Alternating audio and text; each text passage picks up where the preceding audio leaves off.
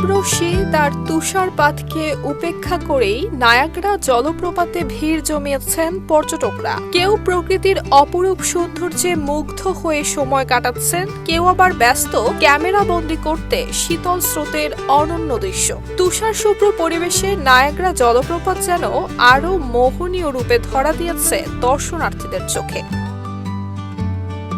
এটি মূলত তিনটি জলপ্রপাতের সমষ্টি, যা যুক্তরাষ্ট্রের নিউ ইয়র্ক এবং কানাডার অন্টারিও প্রদেশের সীমান্তে অবস্থিত। কানাডার দক্ষিণ পূর্বাঞ্চলের অন্টারিওর রাজধানী টরন্টো শহর থেকে নায়াগ্রা জলপ্রপাতের দূরত্ব প্রায় ১২৮ কিলোমিটার।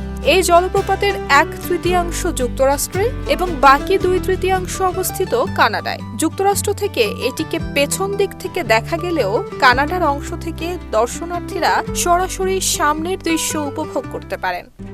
RICL TMX, যুগের পর যুগ স্থাপনা থাকে মজবুত।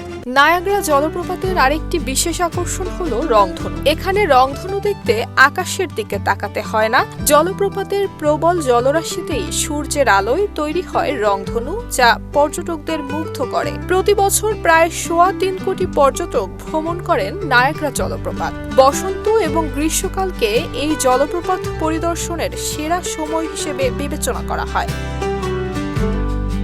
নুসরাত জাহান মেহেক, ঢাকা পোস্ট।